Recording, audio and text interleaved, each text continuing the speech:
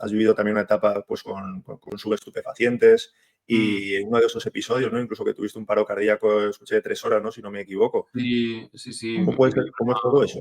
Eso es homofobia interiorizada, en plan, Mm. creo ser no merecedor de comportarme como yo soy allí, porque ese espacio es para los hombretones, heteros y machos, ¿no? Y muy masculinos, y yo no tengo lugar allí, entonces tengo que, ¿no? De una forma como sniquear mi paso por ahí de lo más discreto posible para no recibir, para no ser víctima del peligro. Primera injusticia que yo viví en mis carnes fuera de que no me defendieran los profesores. Eso te provoca un cortocircuito muy heavy, ¿no? Porque es como, hostia, a mí me habían dicho que esta gente era la que me iban a ayudar. Sí, total, ¿no? Lo de la cultura de la cancelación es apasionante porque además parece muy reciente, pero en realidad cazas de brujas han existido siempre y estamos todos como, incluso las personas cis y hetero también, está todo el mundo como muy roto intentando encajar, intentando impresionar e intentando como... el caso de Michael Jackson, ¿no? Como enseguida el mundo se confabuló y se puso de acuerdo con que las señales eran muy claras y aunque no hubiera pruebas, porque nunca las hubo, ese hombre abusaba de los niños y es el monstruo, el coco, el peligro. Hay que tenerle miedo a Michael Jackson, ¿no? Es ya cuando ya estás todo el rato repitiendo a ti mismo, ay, pobrecito, que me han hecho bullying, que soy mariquita y me han mirado por la calle y he tenido esta situación incómoda y violenta. Entre sanar eso y si no siempre, hay que pasar a la acción, o sea, porque no decirme a mí mismo todo el rato eso me ha llevado a perder mucho tiempo, a vivir un estilo de vida escapista, Bienvenidos a un nuevo episodio de The World is Mine Project. Hoy tenemos con nosotros a Jordi Chicletol, comunicador, agitador, creador de contenidos y voz destacada en el análisis cultural, pop y sociedad. Hoy hablaremos de, cómo no, salud mental, de su recorrido vital, su mirada crítica sobre los fenómenos culturales actuales y cómo se puede construir un espacio personal en medio del ruido mediático. Sin más, Jordi, bienvenido. ¿Cómo estás? Hola, buenas. Bien, muy agradecido de estar aquí. Me alegra que la vida nos haya vuelto a cruzar.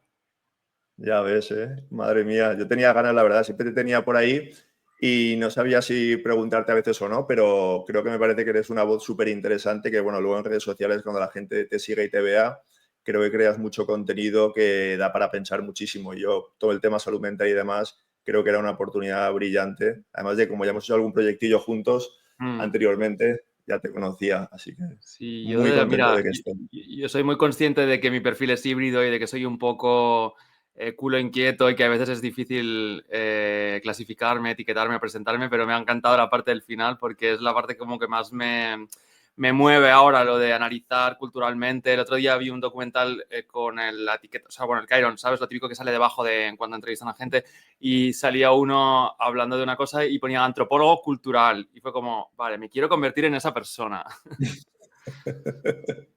Ya es que hay nuevas etiquetas que están bastante bien. Yo también quiero algunas de esas que molan. Pero bueno, antes de nada también, porque lo he puesto así un poquito, me gustaría, es verdad que siempre lo digo, un poco que te presentaras, que cada uno se presente. A veces digo a nivel curricular, pero porque yo creo que siempre cuando las personas, solamente de las personas presta más atención es cuando de alguna manera entienden el referente que tienen delante, un poquito quién es, y hay siempre una pequeña idealización. No tiene que ser todo ideal, sino idealización en cuanto a que me veo identificando cosas, ¿no? Me puede interesar. Entonces me gustaría un poco que tú también te presentaras antes de empezar. Vale, bueno, pues ante todo yo quiero decir que soy Jordi, que soy muchas cosas y que también estoy intentando en este proceso de transformación personal no atravesarme solo por lo profesional. Entonces yo voy a decir que soy una persona muy curiosa y muy inquieta y que eso ha, digamos, salpicado todo lo que he hecho en mi vida, tanto en la vida personal como en la profesional, que tiene mucho peso, porque me apasiona mi trabajo. Pero bueno, lo que podríamos destacar, yo diría, es la palabra comunicador, que tú ya la has usado, porque me llevo comunicando desde que tengo uso de razón y obviamente en cuanto me tuve que lanzar a estudiar y a trabajar, pues era lo que me motivaba a expresarme.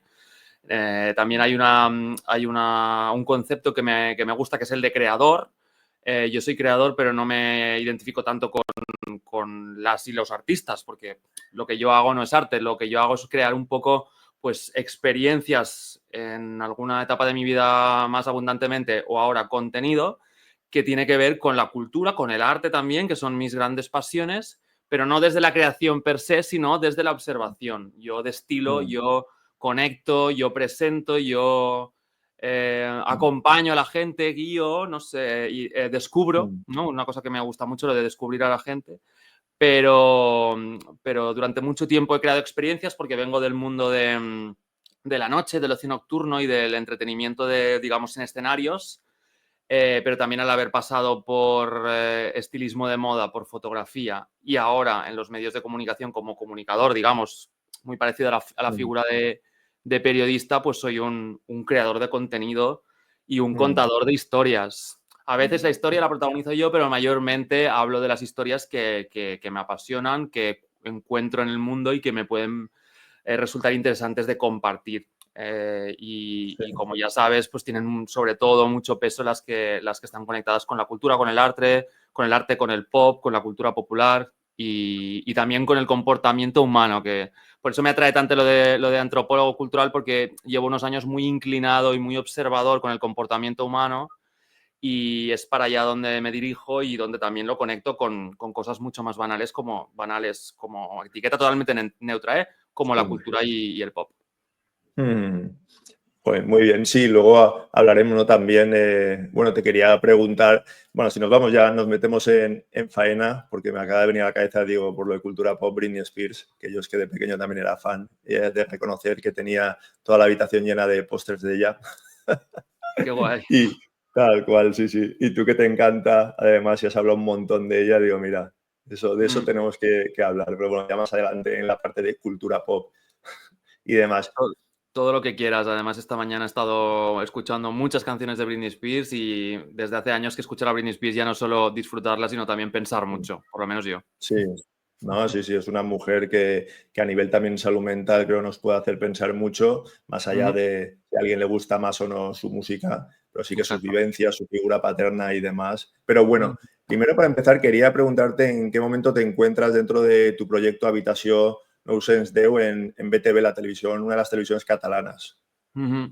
Pues me encuentro en un momento interesante porque Habitación Ausens Déu nació como un programa de radio o radio tal cual. BTV, como algunas teles locales o regionales, también tienen su emisora de radio. Entonces empezó siendo un programa, un magazine cultural en la radio pública de Barcelona. Y después de 3 temporadas se convirtió en un programa de tele, pero que se televisaba el formato que ya se hacía en radio, con lo cual tenía un look and feel muy parecido a lo que estamos haciendo tú y yo ahora. Eran 2 personas con el micrófono, con los cascos, un poco como el universo visual de los podcasts de ahora. Pues eso, era un programa de radio televisado. Sí. Pero bueno, ya estaba haciendo tele y me llenó mucho de orgullo y me motivó un montón. Pero la subida de escalón, digamos, más potente y más interesante a nivel desarrollo y crecimiento tanto profesional como personal vino en 2022, cuando ya nos ofrecieron, porque el programa televisado iba muy bien, convertirlo en un formato televisivo del todo. Con lo cual yo llevo desde finales de 2022 pues en un plato de tele, con los focos, con las cámaras, con el micro, con las tarjetitas. Lo hemos hecho evolucionar un poco, manteniendo la esencia, pero con lo que supone, pues convertirte en un presentador de tele ya per se, ¿no? Que es una cosa que de pequeño había soñado, había fantaseado, incluso había jugado en el patio con los amigos, en casa también con la ayuda de mi madre y la cámara de vídeo que teníamos. Entonces, es un momento un poco fascinante precisamente por eso, por ver cuánto sentido tienen las cosas si tienes un equilibrio entre dejar fluir y que el universo disponga, pero también accionar. Que yo soy muy del terreno de las ideas, pero también soy shaker, soy agitador, he apretado botones, aunque tenga muchas inseguridades y muchos miedos, también me he tirado a piscinas frías. Entonces, el resultado de ese equilibrio creo que es el donde estoy ahora y se siente como muy correcto.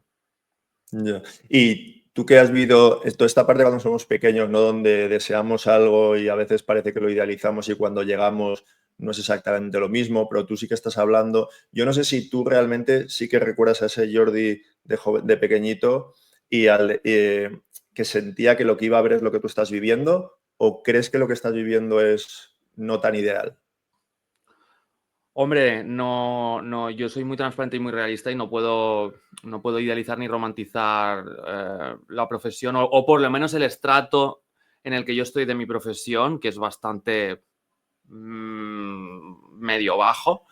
He tenido la suerte de entrar en un momento en el que los medios estaban cambiando y a lo mejor eso ha jugado a mi favor por no requerirme una experiencia muy, muy, muy amplia al principio. Pero también pues he llegado en un momento en el que los presupuestos no son los de los años 90 ni los de los años 2000, en el que tengo que combinar mi proyecto del programa con otros trabajos también, como freelance, como autónomo, porque si no podría pagar las facturas y bueno, sabes que ser autónomo en España es bastante, no es fácil. Entonces, yo no puedo mentir y decir que es un trabajo de un estilo de vida como muy acomodado, pero sí también tiene la parte buena, que es que me dedico a algo que me gusta mucho. Entonces, bueno, pues sarna con gusto no pica un poco. Y la verdad que en esa, a lo mejor, ensoñación o deseos o visionar cuando era pequeño, no llegaba a materializar tampoco muy concretamente las cosas. Yo era muy, muy curioso, muy risueño, pero también era muy, muy inocente con lo bueno que tiene la inocencia, ¿no? Y creo que la inocencia tiene una cosa muy bonita que cuando te haces mayor es una de las cosas que pierdes, y sobre todo en este mundo moderno en el que vivimos, que es el de estar presente. Yo era curioso y soñaba y tenía mi mundo y mi universo, pero estaba muy presente. Lo vivía todo mucho en el momento y no tenía muchas preocupaciones, que es un poco algo habitual, ¿no? Cuando eres pequeño. Pero eso es una de las cosas que creo que más tengo que trabajar en recuperar.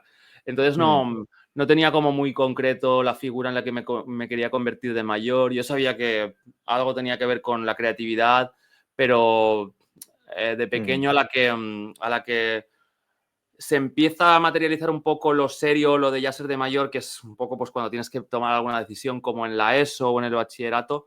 No estaba pasando precisamente un momento en el que fuera todo muy brillante y muy positivo. Al contrario, estaba pasando lo peor que mejor, con el acoso escolar, con las inseguridades. Entonces, a la que la cosa se empieza a ser un poco ya en serio, ¿no? Que dejas de ser un niño para ser un chico. No estaba yo muy pensador, en el sentido de voy a imaginarme, ¿no? Y lo de ser astronauta, ¿en qué lo convierto más bajado, ¿no? Estaba un poco en modo survival, que me sabe fatal por ese Jordi, pero era lo que había además mi modo survival se transformó en rebeldía, como no podía ser de otra manera. Y bueno, pues hacía lo que podía, con lo cual Sí. no soñaba mucho en ese Jordi que a lo mejor ahora estoy siendo.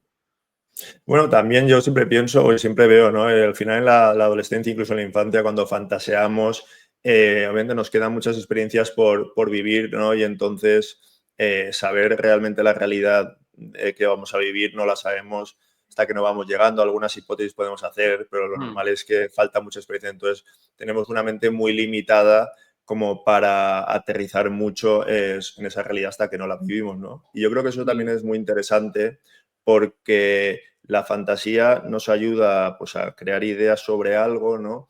Pero siempre son ideas muy sesgadas y muy limitadas, ¿no? Por nuestro desarrollo, por todo lo que sabemos de Y dónde por el vamos a llegar. entorno también, ¿no? El entorno hace Exacto. mucho.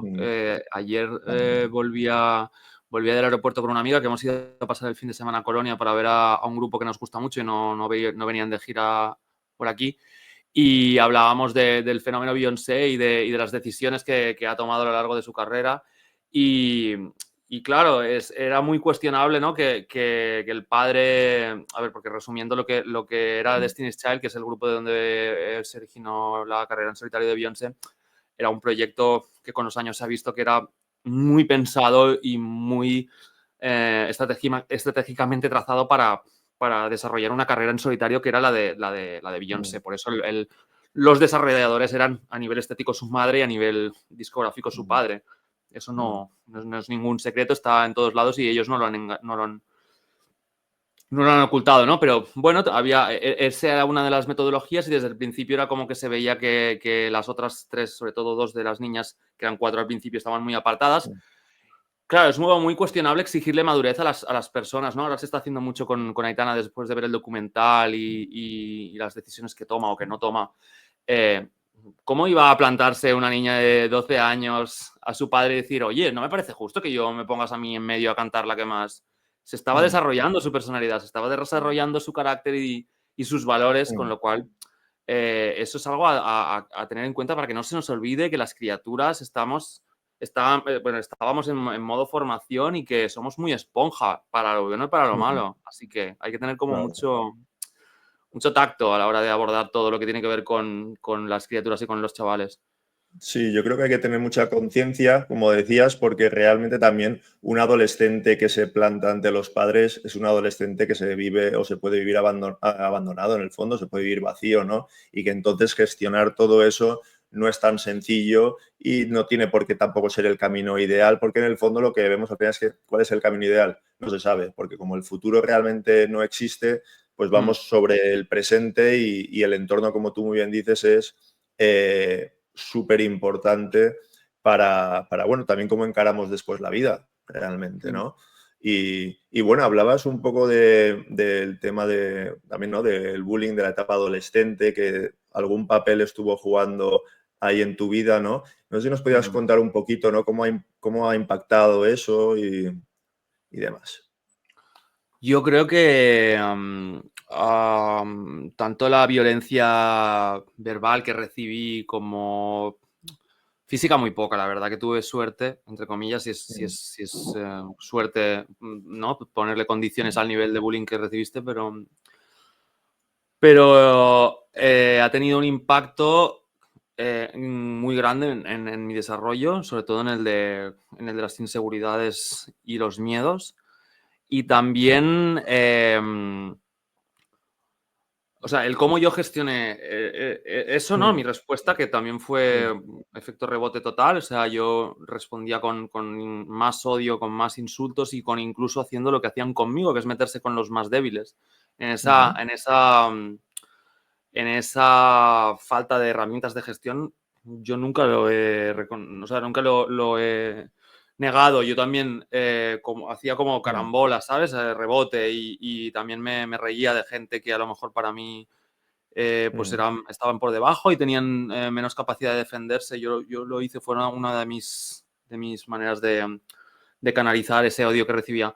Pero también tuvo mucho impacto la primera vez creo que vi, siempre he sido muy sensible desde bien pequeño y me inquietaba ver la gente triste en el metro, en el autobús y tal, pero la primera injusticia, aparte de las guerras en televisión que han estado siempre en nuestras pantallas y todo, pues no sé, cuando yo era pequeño se hablaba mucho de África, de la hambruna y demás. La primera injusticia que yo viví en mis carnes fue la de que no me defendieran los profesores. Eso te provoca un cortocircuito muy heavy, ¿no? Porque es como, hostia, a mí me habían dicho que esta gente era la que me iban a ayudar, ¿no? Entonces esa fue la primera como desilusión con el mundo, con el sistema que viví. Y eso creo que también me dio como mucha rabia y mucha ira. No me puedo quejar en casa porque tuve una educación bastante impecable en cuanto a valores, en cuanto a comportamiento y en cuanto a amor, en cuanto a afecto, pero no fue la mejor en cuanto a disciplina. Entonces, combinado con esa rabia con el mundo y esa desprotección a la que me vi sucumbido por la situación del bullying, pues me hicieron crecer con muchas ganas de transgredir, de desobedecer, de experimentar, de vivir deprisa, de no aguantar ni una, ¿sabes? De levantar la voz, como que de ser muy reactivo.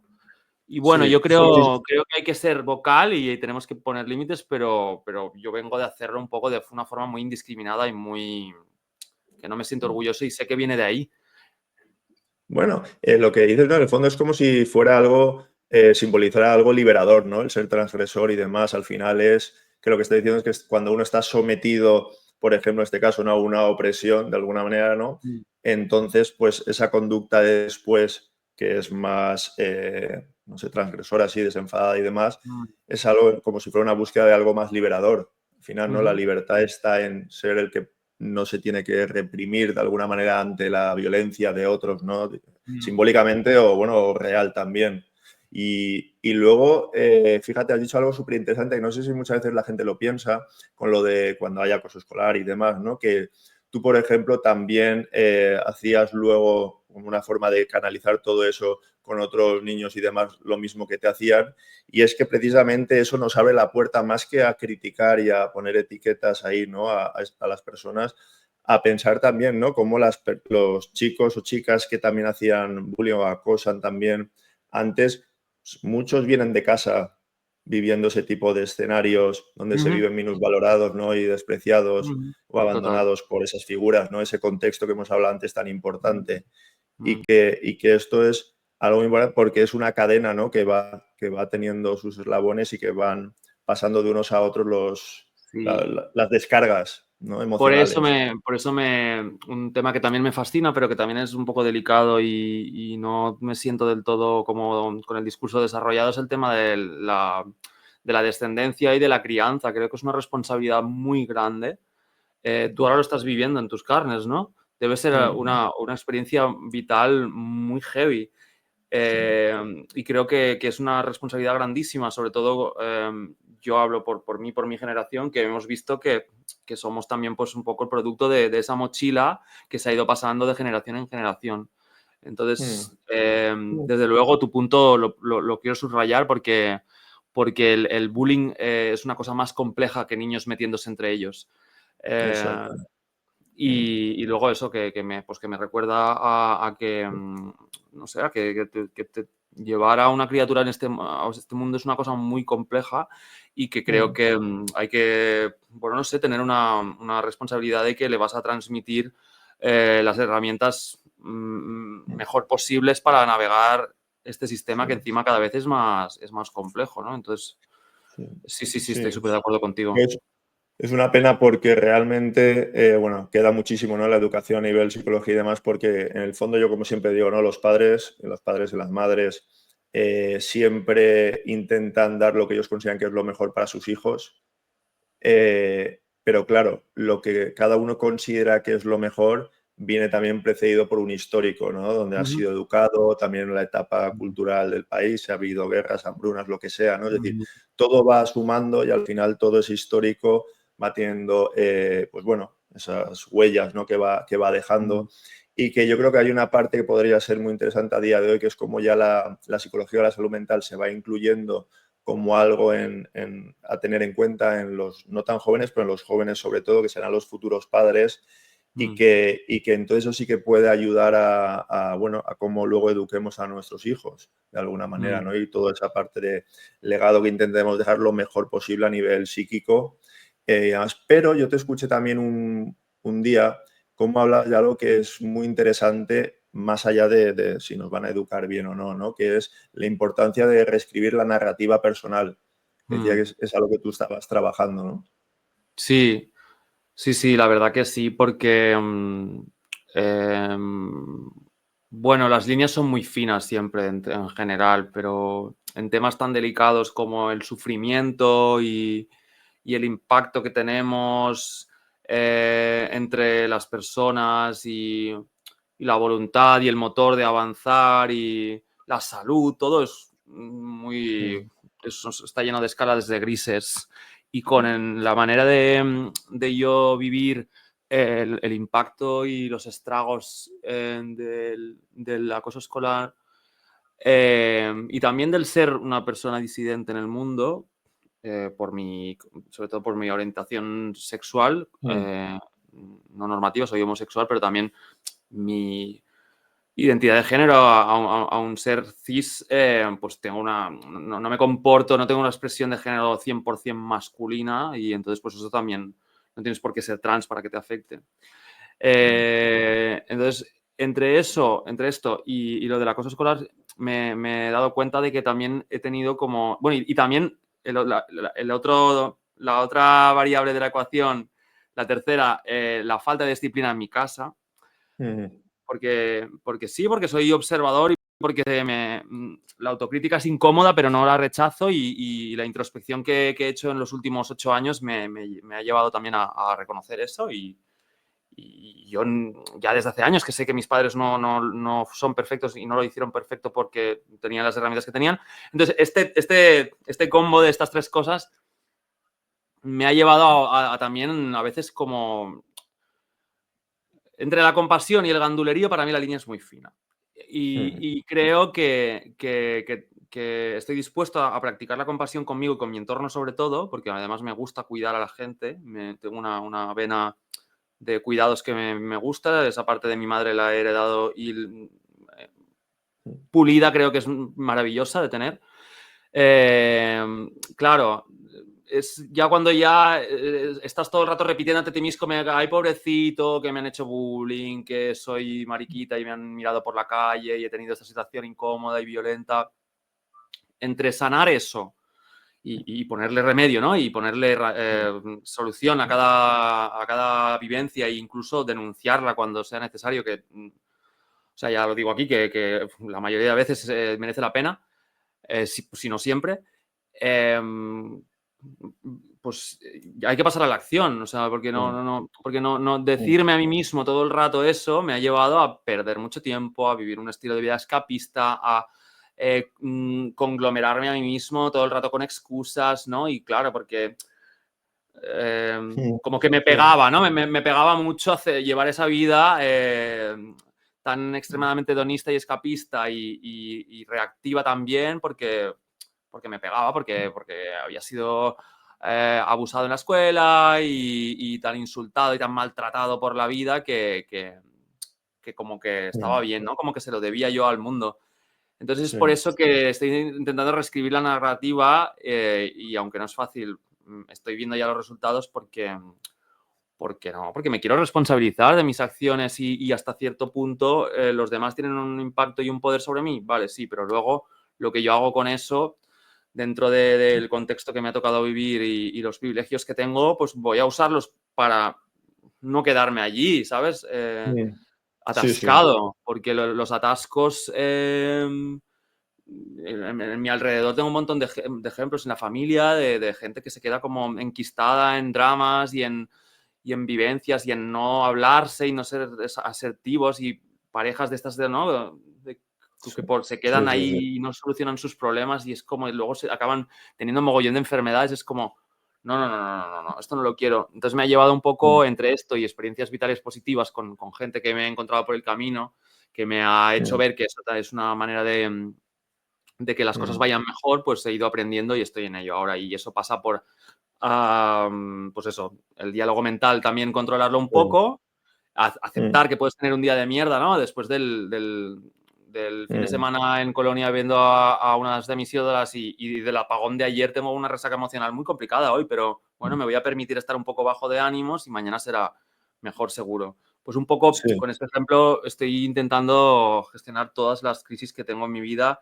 que últimamente he tenido de todo tipo, en el trabajo, personales, de salud, serias, pero con eso, con la compasión en su justa medida y luego seguimos para adelante y Jordi para adelante que has conseguido un montón de cosas, ¿sabes? Como hablándome a mí mismo. Lo de la narrativa, en mi caso, va mucho con directamente y explícitamente y muy a menudo en voz alta, hablarme a mí mismo. ¿Cómo hablarme a mí mismo? Entonces estoy ahí reescribiendo.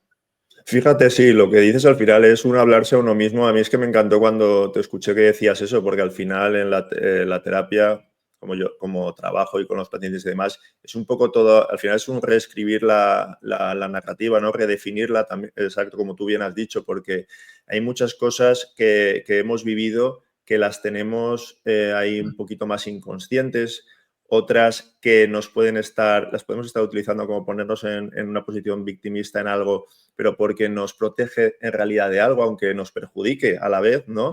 Pero es un mecanismo de defensa, hay unas angustias. Entonces, en el momento en el que uno va pudiendo, pues en terapia y luego ya a nivel más autónomo, reescribiéndose y redefiniendo su propia narrativa, reinterpretándola, es muy liberador para la mente porque las ideas que te aparecen tienen otro valor, ¿no? Y es un valor donde, Totalmente. bueno, de alguna manera puedes ir creciendo, digámoslo así, ¿no?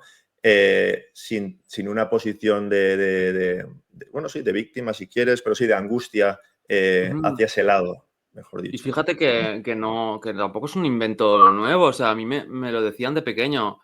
Me decían, si no tú crees tú, no se lo creurà ningú. Si no te lo crees tú, no se lo Mm, creerá nadie. O cosas como el no ya lo tienes, me decía mi madre. O sea, hola. En realidad era la piedra filosofal ya. Y a lo mejor ella no, también lo cogía de por ahí, se lo habrían dicho en su pueblo, no sé qué, pero son verdades que hemos mm. tenido a nuestro alrededor desde hace un montón. Entonces, Sí, bueno, me parece que, sí que es que verdad. es muy poderosa la mente para estas Mm, cosas y bueno, pues suscribo lo que estabas diciendo ahora, mm. que puede ser justo el kit de la cuestión en Sí, tu experiencia vital, que empieces a hablarte de otra manera. Ojalá fíjate, haberlo empezado a practicar antes. sí, y lo que tú has dicho, ¿no? Desde pequeño nos lo han podido ir diciendo. Sí es cierto, y yo creo que precisamente para perdonarse, para permitirse, ¿no? Esa tranquilidad de tener un día malo y no pasa nada. eh, Creo que es importante entender que cuando a lo mejor a veces esos padres, ¿no? Nos dicen, pues bueno, el no ya lo tienes, ¿no? Inténtalo. ¿Por qué inténtalo, pero por qué las personas aún así no lo intentamos? Esto yo creo que es Mm, muy importante porque si no, de ahí viene la sensación de insuficiencia, de ser débiles, de poco válidos. mm, Y tiene mucho que ver con que las personas, si hay algo que parece tan sencillo de hacer y no lo hacemos, no es porque no tengamos la capacidad de hacerlo, sino porque a nivel psicológico, es decir, algo está detrás que nos puede llegar a angustiar, que a lo mejor no somos ni conscientes, que creemos que mm, sí, ¿vale? No que porque tengo vergüenza, ¿no? La vergüenza, digamos, yo siempre digo, es como el resultado de la ecuación. Hay una ecuación que hace que esto sea igual a vergüenza, o igual a pereza, igual a ujú, vagueza. Y entonces eso es lo que muchas veces no tenemos descifrado, por eso al intentar redefinir la narrativa o hacer terapia, eso va apareciendo. Y ujú, entonces el resultado ya puede llegar a ser no vergüenza, por ejemplo. O ujú. cierta vergüenza, lo sabes, pero al ser ya consciente de verdad por qué es, se vive ya directamente diferente, si no desaparece. Realmente no, ¿Y por eso creo que sí. cuál dirías que es la de la vergüenza, por ejemplo? Que también es un tema que me tiene ahí un poco. Vale, no, por eso el tema psicología, depende de cada persona, porque tú a lo mejor el punto que has llegado a tener vergüenza en tu histórico habría que ver, ¿no? Qué cosas has vivido y qué te ha representado. Entonces, por eso se suele hacer en la terapia, eso suele ser algo que se trabaja en la terapia a nivel individual, no hay como yo qué sé, una guía, ¿no? De, mira, para Ujú, descubrirlo esto y esto, sino que es algo muy personal e individual de cada uno. Y mm, entonces, en el momento que uno se va conectando consigo mismo, al final uno va haciendo más consciente cosas. Entonces, por ejemplo, yo cuando en psicología, yo me he tenido que analizar también, ¿no? Con otro terapeuta, estuve 4 años, 2 veces por semana. Yo era una persona que, a pesar de que tenía cierta vergüenza y cierta timidez a exponerme y demás, y luego estaba haciendo de modelo de publicidad y he estado grabando en medio de la playa con un montón de gente mirando y sin ningún problema, cero vergüenza, súper focalizado y muy contento. Es decir, ¿por qué? Ahí es donde vas. Cuando tú analizas y vas cayendo en cosas que antes parecía que iban hacia un lado y era un poquito otro con algunos pequeños matices, la mente se va relajando en otros escenarios que mm, vas viviendo. Y entonces, igual que, bueno, a la hora de crear contenido aquí, ¿no? Realmente siempre hay cierto miedo al principio, a la exposición, al que dirán, a los comentarios. Se nota mucho cuando una persona, por ejemplo, ha tenido esas angustias o esa vergüenza, cómo cambia esto, cómo eso se va pudiendo hacer y lo mm, liberador que es a la hora de poder permitirte vivir lo angustiante que es lo desconocido, que a fin ujú, de cuentas va un poco también por ahí, ¿no? Cuando empezamos en todo esto, tienes unas fantasías y luego la realidad te confronta con que a lo mejor no se te da lo bien que te gustaría y mm, entonces pues puedes querer abandonar, por ejemplo, y mm, luego pues si reescribes y redefines la narrativa gracias a todo ese trabajo, al final entiendes que no estás diciendo que quieres abandonar, sino que tienes que ser un poco, como tú dices, más compasivo contigo, es decir, mm. ser un poco más realista.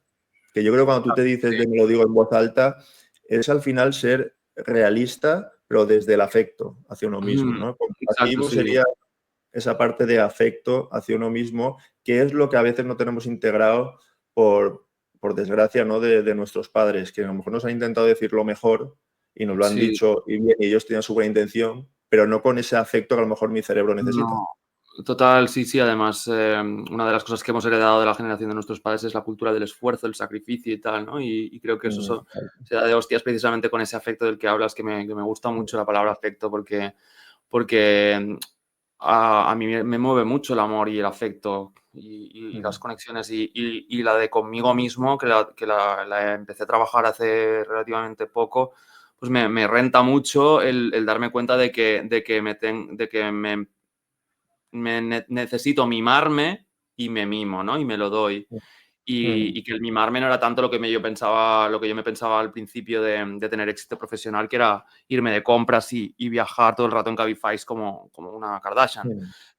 Sino pues dedicarme ese día a hacer lo mínimo posible porque me lo pide el alma, ¿no? O parar un rato con una cosa que a lo mejor pues se enquista al principio, pero sin abandonarla, hacerla un poquito más racional, ¿no? Ese tipo de cosas para mí son el afecto Sí. hacia uno mismo. Y sí, o sea, es que estoy muy de Sí, acuerdo contigo. al final, ¿no? Porque quería una cosa que me ha llamado mucho la atención y yo creo que a la gente le puede también aportar, que tú has hablado en otros podcasts y demás, ¿no? Sobre el estilo de vida escapista ese, ¿no? que tenías y que todos los que nos hemos sentido a lo mejor reprimidos o con cierto sentimiento de insuficiencia, ¿no? Que nos faltaban capacidades o algo así, ¿no? Al final, cuando te vas haciendo mayor y tienes algo que te hace ser mirado, ¿no? Pues al final vas escapando hacia ese lugar, ¿no? Que te va llevando pues, a sitios que a lo mejor no puedes poner límites. Que más que no puedes, no quieres poner límites porque ahí estás encontrando algo, ¿no? Que te alivia, pero que puede ser muy perjudicial. Y tú, por lo que también he oído, ¿no? Has vivido también una etapa pues, con subestupefacientes y en uno de esos episodios, ¿no? Incluso que tuviste un paro cardíaco, escuché de 3 horas, ¿no? Si no me equivoco. Sí, ¿Cómo es todo eso? viví una sobredosis con todas las letras, o sea, muy heavy, algo que para mí era totalmente nunca ocurrirá y que estaba totalmente asociado al imaginario de la ficción, ¿sabes? De las pelis y de los mitos de los artistas y todo ese rollo. Sí. Pero bueno, el tema de mi sobredosis es un melón muy grande porque para mí, y por eso también quiero formarme en cosas como el comportamiento humano, porque yo he tenido comportamientos obsesivos siempre. Y creo que una persona con tendencias a comportamientos obsesivos es como una cosa, por lo que yo veo a mi alrededor, es bastante transversal, o sea, lo tienes en muchas áreas de tu vida. Con las cosas que te gustan, con las cosas que no te gustan, con la manera de gestionar las cosas que te gustan y con la manera de gestionar las cosas que no te gustan. Entonces, mezclado con una personalidad hipersensible como la mía, es un cóctel. Eh, yo he vivido las cosas de forma muy intensa desde bien pequeño y la manera en la que me sumergí sobre todo el cómo yo empecé a ver que podía ser un equilibrio entre pasión y profesión fue full immersive, total, 100%. Y también porque las cosas creativas, como sabrás, tienen un componente muy de que se entrecruzan con lo personal y de que son estilos de vida. O sea, sobre todo eso lo vemos en los artistas, ¿no? Es una cosa como, es su mundo, ¿no? No se puede separar. Y con las personalidades creativas como la mía, pues también pasa y mi pasión sobre todo es la música. Y cuando encontré ese sitio en el que yo podía canalizar mi pasión por la música, como era siendo DJ y creador de eventos nocturnos y de experiencias, porque a veces iba más allá de las fiestas, sino que también hacíamos cosas relacionadas con cultura, exposiciones, colaboraciones con festivales, charlas, o sea, era una cosa muy experiencial y yo me sentía de un realizado que no te puedo ni contar. O sea, era una cosa muy bestia y muy, en plan, estoy trascendiéndome. Yo me sentía muy realizado. Pero precisamente por esa intensidad en la que se vive, pues es más difícil ver los límites y ver cómo las cosas pueden ser peligrosas. Y igual que las relaciones personales también se viven de una forma muy, muy ondulada, porque con la gente con la que colaboras y trabajas también se acaban convirtiendo en tus colegas, en tus amigos, algunos en tu pareja. Es una cosa como muy jolín, Sí. hay que tener una visión precisamente de lo que no tienes cuando eres creativo, que es pues esas estructuras, ¿no? Ese Sí, pragmatismo sí. que tiene la gente de ciencias. Ese Eh, encuadre. Sí. es justo lo que te falta. Entonces, Ujú. claro, pues horas, hay que echarle horas. Hay que vivir de noche, se vive de noche. Hay que ir a estos sitios y uno detrás de otro porque justo te han contratado en estos sitios y hay que estar pues mogollón de rato sin dormir.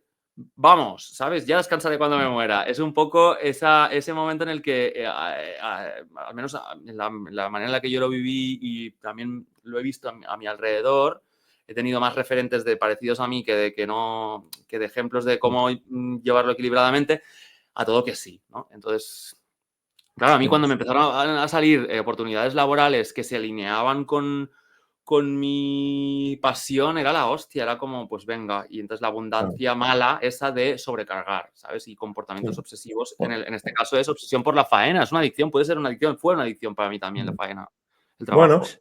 es que has dicho también, ¿no? Un poco que lo que transmitían es, bueno, es lo que hay que hacer, ¿no? Al final también es lo que hay que hacer para sentir todo esto y que vaya así de bien, ¿no? Para que esto no Y, pare, ¿no? Como si y fuera, ¿para qué no también va a hacer hype? Y también el factor miedo de supervivencia, ¿no? De decir, hostia, es el momento, este tren hay que cogerlo en marcha, esta rueda, ¿sabes? Como se Mm, pare, entonces es también mm, ese factor miedo que viene, pues, de no venir de un entorno súper rico y también yo creo que el tema de ser distinto en cuanto a orientación y haber vivido, pues, mm, esa disidencia, no solo en la escuela, sino en el mundo también, ¿no? El mundo también me recuerda constantemente que soy un error. Ahora ya lo he mm, desdibujado, pero está ahí y ahora mm, mismo lo estamos viendo también con los avances de la ultraderecha. Entonces eso también yo mm, creo que estaba ahí como fuerza y energía para pues, mm, sumergirme a saco en eso que ocurría, en eso que ocurría, ¿no? Y lo que ocurría era que yo tenía un montón de oportunidades, todas eran muy suculentas. En todas ellas, sobre todo, que aquí es una cosa que también quiero remarcar porque de todo saco cosas buenas también, incluso de esa parte jolín, no me voy a fustigar, que ya lo he hecho mucho, sobre todo mm, el tiempo posterior a esa experiencia tan mm, traumática como la sobredosis, lo hice mucho. Entonces ahora ya está un poco más ordenado todo en cómo me lo trato y cómo lo leo, ¿no? Jolín, me divertía mucho y me sentía muy libre, ojo, y me sentía querido y como que quería lo de alrededor. Tres valores que son principalísimos para mí.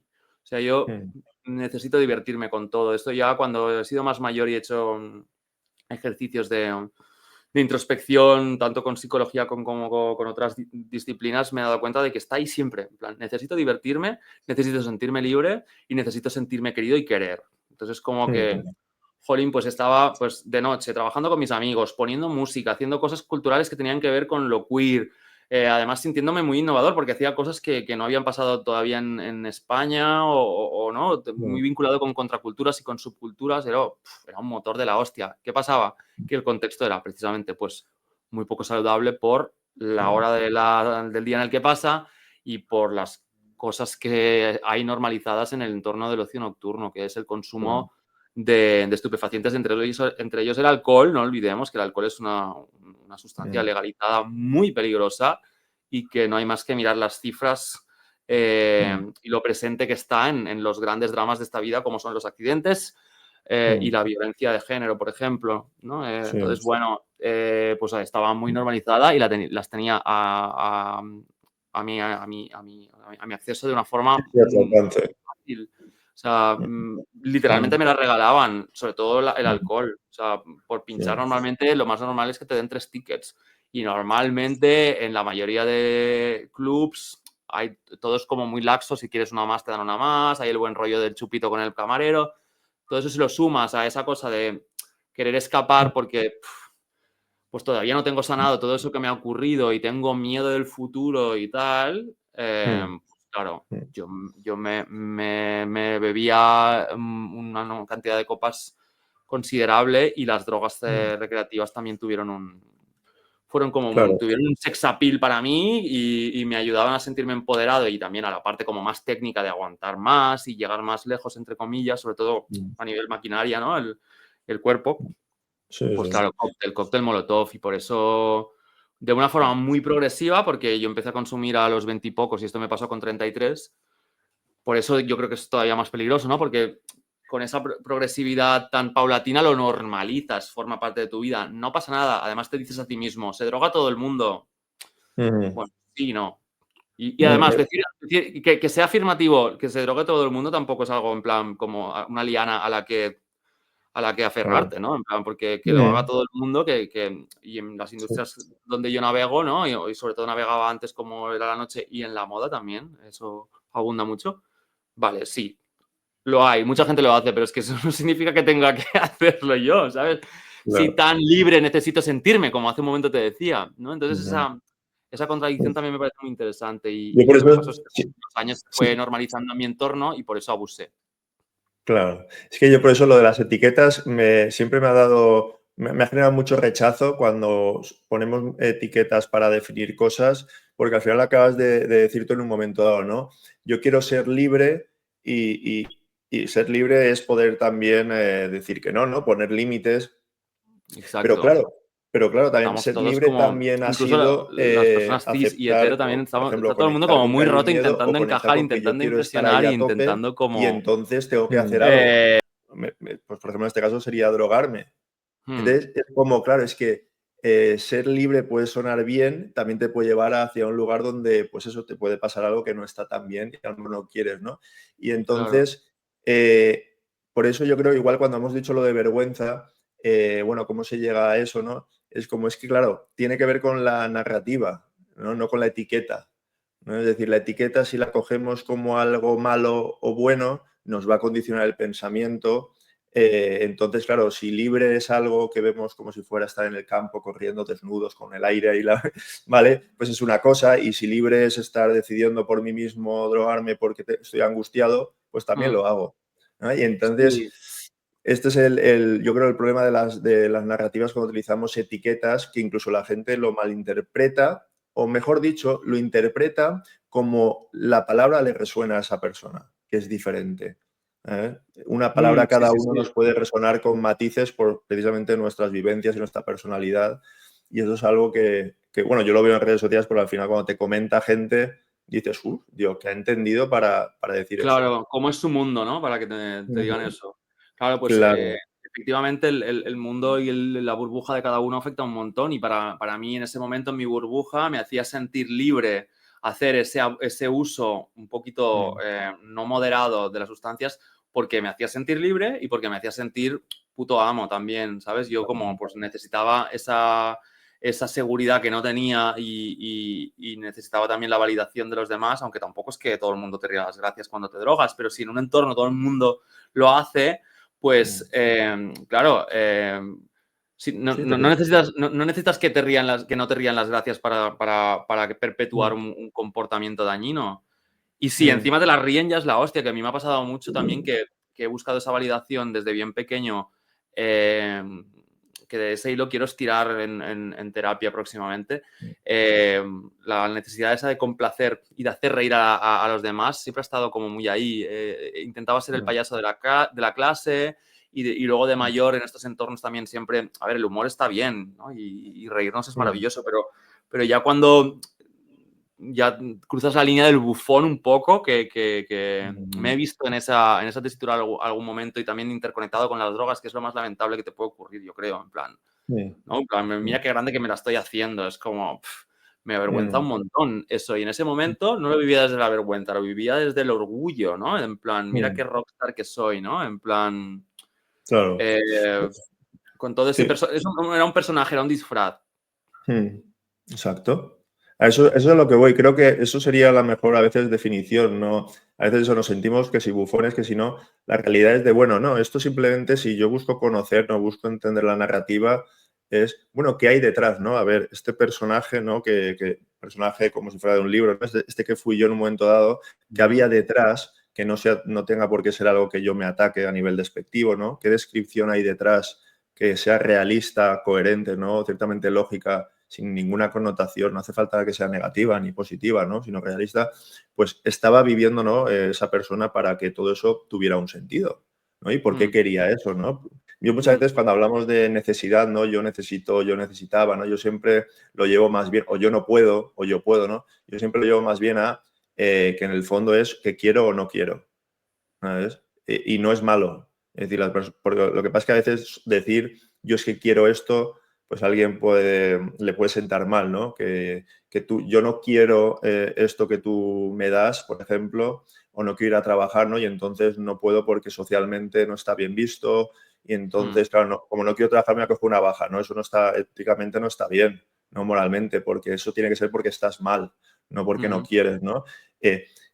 Entonces, claro, ¿qué pasa? Que el cerebro va integrando no puedo hacer esto, entonces tengo que ir y voy yendo y me empieza a entrar ansiedad, me empieza a poner mal, me enfermo y al final pido la baja, por ejemplo, ¿no?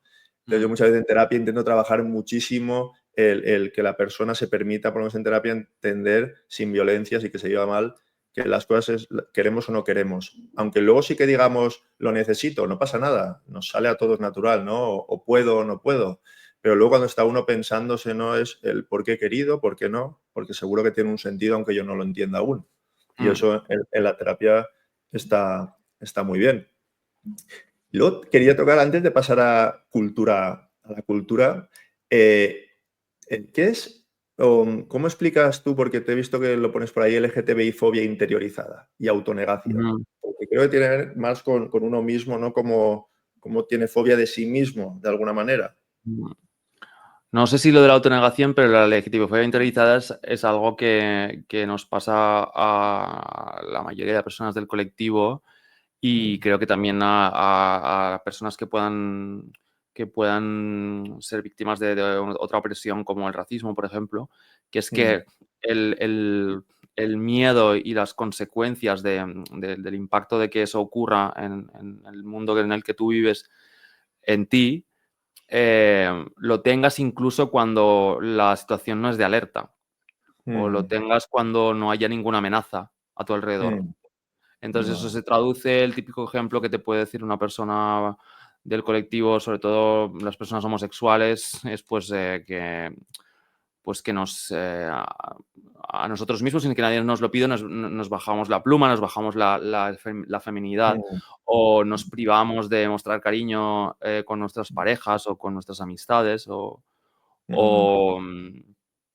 no sé, también pues O sea, en sí, entornos que realmente no habría que temerlo, ¿no? De alguna manera, lo que dices. claro, claro. Y es muy heavy cómo se te puede quedar grabado a fuego eso, porque jolín, yo me considero una persona que está bastante trabajada, sobre todo en los últimos años, y cuando veo como todavía un resquicio de eso en mí, digo, hostia, pues es que tengo que seguir amasando eso porque no me parece bien, porque una cosa está bien que yo, pues yo qué sé, me pasé por la calle por la noche en un barrio con poca luz y vaya con mi pareja y piense que a lo mejor es mejor que no nos demos la mano porque nos puede aparecer alguien de la nada y darnos una paliza, que eso ocurre en 2025 en las capitales y incluso va más allá, ¿no? En 2021 vivimos el asesinato de Samuel en Galicia y fue una cosa muy nos trastocó mucho al colectivo aquí en España y nos hizo ver que vamos avanzando, pero que hay gente que todavía vive en las cavernas y que no hay que irse a un pueblo recóndito, no, pasa en las grandes ciudades también. Entonces, una cosa es que yo me intente proteger de este peligro que existe hoy en día, no me lo imagino, es real, y hago esto de soltarle la mano a mi novio, ¿no? Por ejemplo.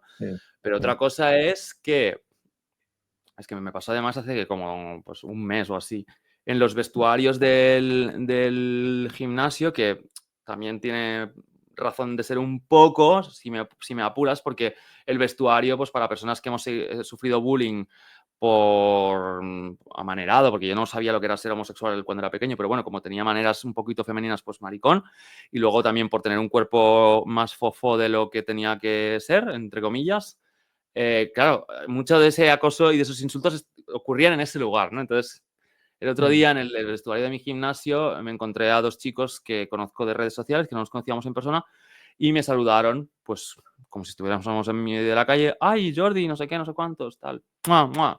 Bueno, pues yo me puse de rojo y de nervioso, increíble. O sea, increíble. Y eso, o sea, descifrado al momento, en plan, eso es homofobia interiorizada, en plan, creo ser no merecedor de comportarme como yo soy allí, porque ese espacio es para los hombretones, heteros y machos, ¿no? Y muy masculinos, y yo no tengo lugar allí, entonces tengo que, ¿no? De una forma como sniquear mi paso por ahí de lo más discreto posible para no recibir, para no ser víctima del peligro.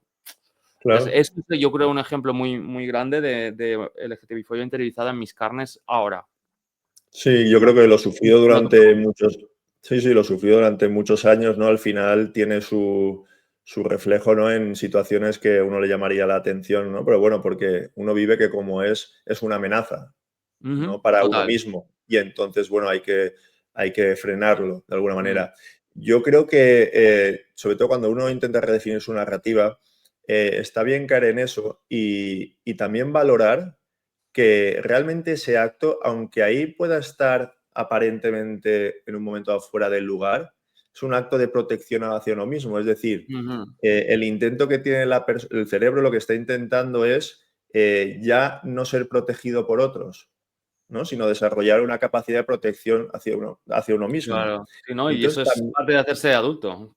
claro, y entonces eso si lo vemos también nos puede ayudar a entender esto, porque en realidad es eso, es decir, yo lo puedo vivir como mira qué mal que me rechazo, eso es Mm, muy, muy, muy frustrante para uno, es decir, bueno, ¿de qué me sirve? Pues para enfadarme conmigo mismo, para deprimirme, y ¿para qué? muy, muy ¿No? flagelante, ¿no? Exacto, exacto. Muy así, y luego por eso a veces nos excusamos y nos colocamos en la posición luego de víctimas que es en el fondo un intento para protegerme también, ¿no? Es decir, si yo me flagelo, pues me coloco ahí, esto es por esto, entonces ya me comprendo, ¿no? Ujú, Pero yo lo miro como, sí, eso es cierto también, ¿no? Pero cómo realmente el cerebro o sea, tú mismo estás intentando incorporar en tu vida lo que es protegerte para que te vaya lo mejor posible. Y mm, punto. Y da sí. igual. Y a partir de ahí ya uno que vaya trabajando la narrativa, pero que eso también es así. Supongo que la autonegación va de la mano con esto que estamos desarrollando ahora y también, bueno, a nivel colectivo me interesa y observo, porque creo que también está, sobre todo en los hombres homosexuales, abunda, tampoco todo el mundo lo cumple, ¿no? Pero bueno, cincelar el cuerpo para ser deseable, que eso con cierta dosis yo creo que está correcto también, porque ser queridos y ser deseables y ser abrazables e incluso creo que es una cosa humana y que tampoco tenemos que renunciar a ella ni avergonzarnos de ella, pero pues con su medida, ¿no? Con método. Pero creo que a nivel colectivo los hombres homosexuales hemos llevado eso hiperbólicamente a, a hipermasculinizarnos con la excusa de la vida saludable y todo que está ahí y que es, o sea, yo soy súper partidario de hacer ejercicio y he visto sus beneficios, los he comprobado en los últimos años y ahí estoy. Pero como que lo hemos llevado también al terreno del caparazón y de la vía de escape para encontrar nuestro lugar en el mundo porque como somos mariquitas y nos gustan los hombres y eso está mal, pues por lo menos que tengamos un cuerpo lo más normativo, lo más canónico posible y además no solo en cuanto a forma, sino también en cuanto a comportamiento, que ahí es donde iba, donde creo que hay más LGTBI-fobia interiorizada en esta cosa de querer todo el rato pues estar enseñando lo que nos han crecido los bíceps y poniendo la cara agresiva tal y teniendo como cualquier rechazo a comportarnos como realmente somos, porque es que lo vivo en mis carnes, conmigo me ha pasado también en algún momento de verme haciendo caras y haciendo alguna pose en algún momento de decir, ¿qué haces si no eres tú? Y también a mi alrededor, en plan, gente que se expresa, que expresa su género y expresa su carácter también de una forma muy libre en la vida real, pero luego en la manera en la que se exponen al mundo parece que sean Arnold Schwarzenegger, ¿sabes? Y es como, pero no eres así, no. Entonces, pero claro, yo sé que, y empatizo y comprendo y me da un poco de compasión porque de una forma muy inconsciente intentamos encajar en ese puestito para ser lo menos Sí, distintos posibles, ¿no? Y bueno, es una cosa que me interesa, estoy como observándolo sí, mucho. Ahora que estoy llevando un estilo de vida un poquito más cercano a lo fit, porque hace como 1 año y medio que estoy entrenando con un entrenador personal y tal, pues claro, pues tengo cosas más cerca y voy mirando y, hostia, estamos todos como, incluso las personas cis y hetero también, está todo el mundo como muy roto intentando encajar, intentando impresionar y intentando como, pues eso, Sí, encajar. sí. Y es una prisión todo. Y la masculinidad es una prisión incluso para vosotros, para los hombres hetero también. Sí, al final todos vivimos en una cultura, en un país donde, y yo siempre, bueno, nosotros y cualquier país, en realidad, yo creo en todo el mundo, obviamente, ¿no? Donde, bueno, todos nosotros, vamos a hablar de España, ¿no? Tenemos las cosas que nos perjudican dentro de este sistema, digamos, ¿no? Cultural, y el camino que ha ido cogiendo en el pasado, ¿no? Que va cogiendo después, a posteriori y demás. Y bueno, al final de ahí viene, ¿no? Que si nos trabajamos individualmente como seres individuales, pues bueno, vamos construyendo algo más sostenible, más potente, que nos puede cuidar más, ¿no? Ese autocuidado de alguna manera más adecuado. ¿Para qué? Pues para que el mundo hacia donde vaya yendo, pues nuestra mente no colapse de alguna manera, no empiece a colapsar.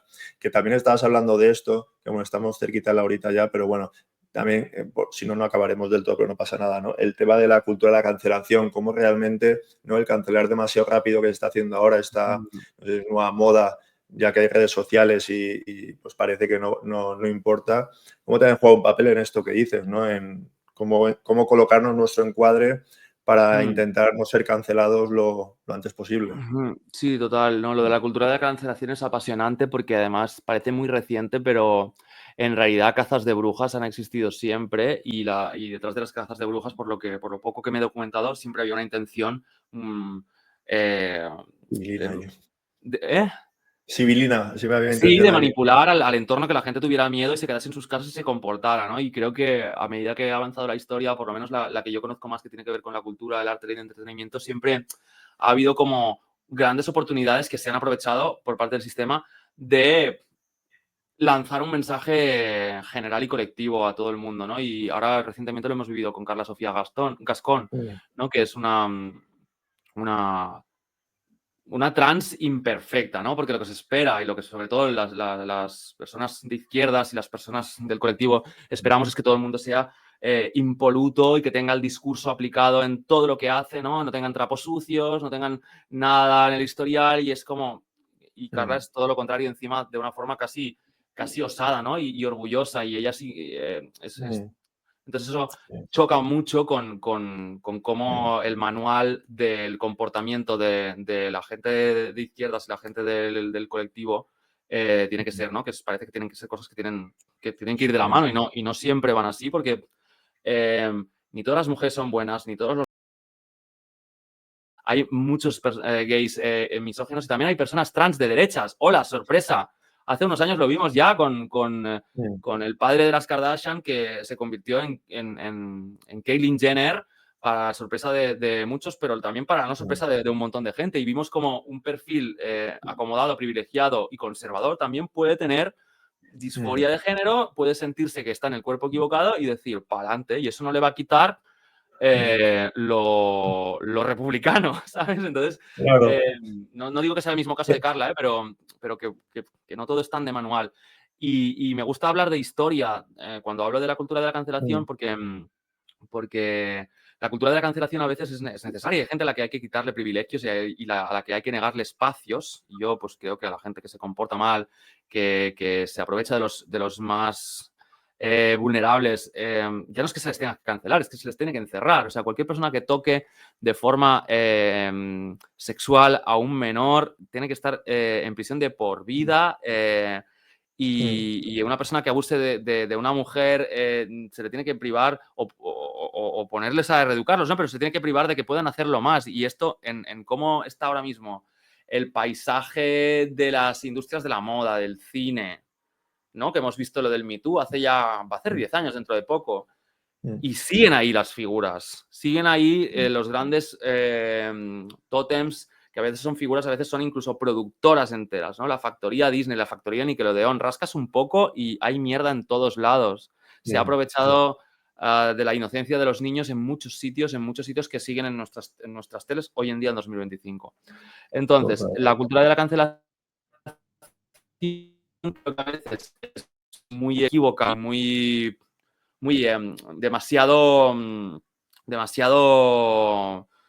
no es intuitiva, pero poco consciente y poco concreta, ¿no? Y a alguien la caga con algo, ya nos ponemos a quemar a esa persona cuando estamos cegados de que hay un montón de gente alrededor que también hay que incluirla ahí, ¿no? Ahora, dentro de poco va a ser el caso de Puff Daddy, un caso de abuso de menores, de tráfico de personas, que sí, pero que esto lleva ocurriendo un montón de tiempo en el mundo del entretenimiento, la explotación, o sea, sigue ocurriendo hoy en día. Entonces, encarcelemos y juzguemos a Didi, pero no nos olvidemos de la muchísima gente que hay alrededor que ha ayudado a perpetuar esto hasta hoy día, siglo XXI. Y cuando hablo de historia, ahora acabo, Dani, me parece muy representativo el caso de Michael Jackson, ¿no? Como enseguida el mundo se confabuló y se puso de acuerdo con que las señales eran muy claras y aunque no hubiera pruebas, porque nunca las hubo, ese hombre abusaba de los niños y es el monstruo, el coco, el peligro. Hay que tenerle miedo a Michael Jackson, ¿no? Eso que puede estar muy bien, ¿no? Que se investigue y que se persiga lo malo hay que encerrarlo y hay que tacharlo y decirle a la gente que está muy mal. Me parece muy bien. Con Michael se equivocaron, pero bueno, la metodología podemos aprender de ella y ojalá se aplicara a tantos casos que siguen ahora mismo campando a sus anchas. Pero, ¿qué había detrás de lo de Michael Jackson? Decirle al mundo que, es que fíjate, es muy perverso. Si le dices al mundo que al que hay que tenerle miedo es al artista que desde los 5 años ha trabajado explotado sin relacionarse con gente de su edad y que esa figura a la que tenemos que tenerle miedo y de la que tenemos que proteger a nuestros niños solo es la del señor raro que canta, que además es un genio y parece un lunático, ¿no? Si tú solo le estás diciendo que no hay que tenerle miedo a nuestros padres, a nuestros tíos, a nuestros profesores de educación física y de todas las asignaturas, tú estás diciendo ya, como ya pones el peligro personificado en ese dibujo tan perfecto, ¿no? Y tan aterrador y tan creepy, ya nos libera de aceptar que la cultura de la violación existe, la cultura de la pederastia existe y no es tan rara como Michael Jackson, sino que está en las aulas, en las consultas, en las casas. O sea, ¿cuántos casos de abuso de sexualidad ha habido por parte de padres, tíos, madres también? O sea, quiero decir, el catálogo es infinito. No es solo el friki de la mascarilla, del no sé qué, del narcisismo este creativo, que son los artistas.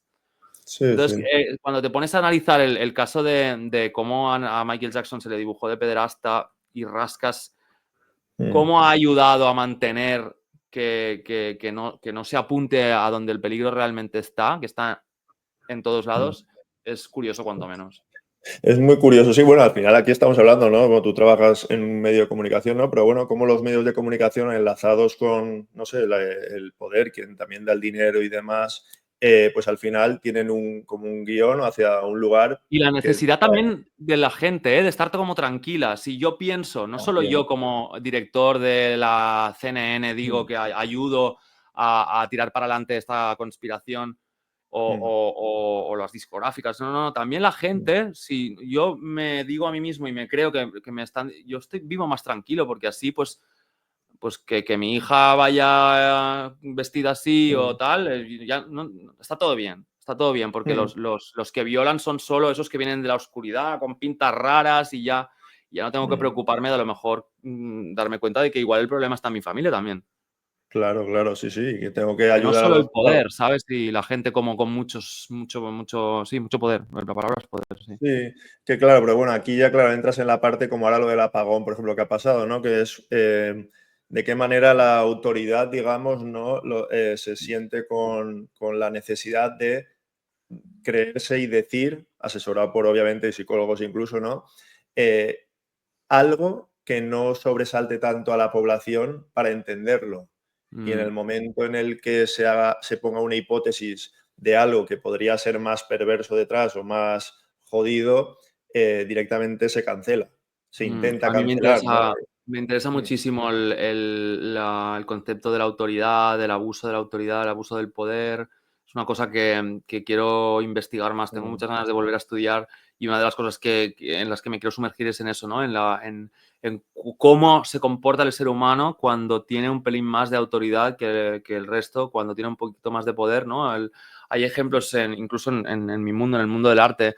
Hace poco volvió a aparecer un hilo de Twitter con la performance esa que hizo Marina Abramovic a principios de los 2000, ¿no? De que ella se dispuso al público, creo que en un espacio artístico de Nueva York, durante no sé cuántas horas y puso además delante de ella objetos de lo más variopintos, entre los que había armas, y dijo: yo durante 24 horas soy un objeto, me podéis utilizar. Y bueno, como que pasaron un montón de cosas, la gente la abrazaba, la gente la besaba, luego la gente la empezó a escupir, luego había alguien que la empezó a apuntar, le rajaron toda la ropa, le hicieron heridas.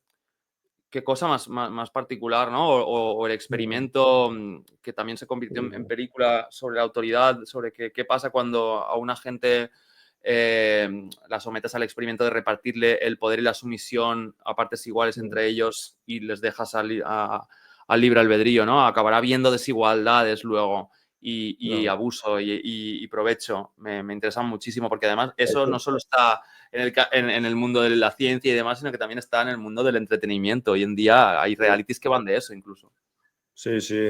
Ahora es una pena porque hoy ya no nos da tiempo para más, ¿no? Pero sí, todo el tema de la isla de las tentaciones y todo demás, ¿no? Al final, como en el fondo la gente busca, ¿no? Como tú decías en una de tus charlas también, ¿no? La humillación pública, ¿no?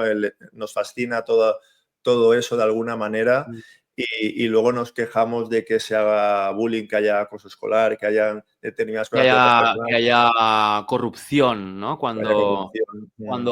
Cuando tú tienes un billete de 10 euros y estás en un cuadrado donde la gente no tiene, automáticamente siempre se ha comprobado en los experimentos, la gente se corrompe. Entonces es como muy curioso, sí. Claro, exacto, ¿no? Toda nuestra hipocresía al final es muy interesante porque a fin de cuentas lo que somos personas y tenemos un cerebro condicionado también en cierta medida, obviamente, por un histórico y ya está, ¿no? Por eso yo lo de las etiquetas no me suele gustar hablar con ellas, por eso, porque a fin de cuentas somos personas.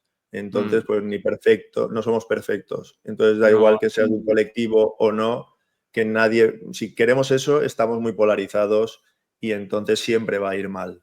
Realmente. y que el ser humano de por sí, a mí me ha gustado como reconciliarme con esta idea en los últimos años, es súper contradictorio todo el rato. Somos muy complejos y las complejidades llevan a contradicciones y también creo que hay algunas que es muy empoderador abrazarlas, ¿sabes? Porque yo creo que pues, la contradicción de, como vemos mucho en el mundo empresarial, ¿no? Del greenwashing y de la gente que habla de derechos laborales, pero luego explota a sus trabajadores de formas muy preocupantes, como hemos visto en el mundo de los riders y demás. Eso me parece una contradicción de las que no mola una mierda, pero una contradicción de que me pueda sentir representado con este bocachanclismo de Carla Sofía Gascón, aunque no suscriba algunos de sus comentarios, me hace sentir un poco más humano, ¿sabes? Sí, O incluso cuando escucho a alguien de ideologías políticas totalmente opuestas a la mía, pero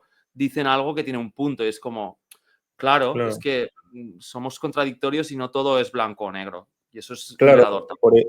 por eso alguien puede acabar siendo de derechas y de repente ser trans, porque claro, es que siempre hay matices, ¿no? Y entonces, claro, el cerebro es lo que tiene, que detrás de eso hay mucha historia y no sabemos qué tiene colocado ahí. Pero bueno, nos quedamos sin hablar de nuestra querida Britney Spears, si no ya será Ay, en otra ocasión, porque yo ahora claro, mismo tengo en 5 minutillos un paciente. Lo siento a la gente porque lo hemos dicho al principio, pero no pasa bueno, nada, pero podemos volver en a tu hablar pronto. sí, Que además Britney Spears está viva y yo creo que lo va a seguir estando por mucho tiempo. He vivido momentos en los que me ha dado mucho miedo su integridad física y su salud, pero creo que está encontrando su manera de estar tranquila y seguro que tendrá sentido que recuperemos el tema en un futuro, Dani. y además en tus redes sociales y demás creo que tienes por ahí clips, hablando de ella, no solo stories, Sí, de ¿no? vez O en sea cuando que es un tema que da para tanto así claro. que sí, que encantado. Sí, de todas maneras, yo como en la descripción pondré tus redes sociales y demás, lo puede ver todo el mundo ahí. Así que nada, Jordi, la verdad que ha sido un placer, como no, además súper a gusto porque era lo que obvio que pensaba que iba a pasar, no que iba a estar muy a gusto. Desde que te conozco creo que siempre ha sido así en persona, además. Así que espero que tú también lo hayas estado. Muchas gracias, Dani. Sí, lo he estado mucho. Es un placer hablar contigo y escucharte. O sea, también me quedo fascinado con cómo destilas y con cómo te expresas. Conecto muchísimo y aprendo mucho de ti, así que también he estado súper a gusto. No, muchísimas gracias. Tú y yo ya hablaremos aparte siempre que nos haga falta. Y nada, muchas gracias a todos y nos vemos en el siguiente podcast.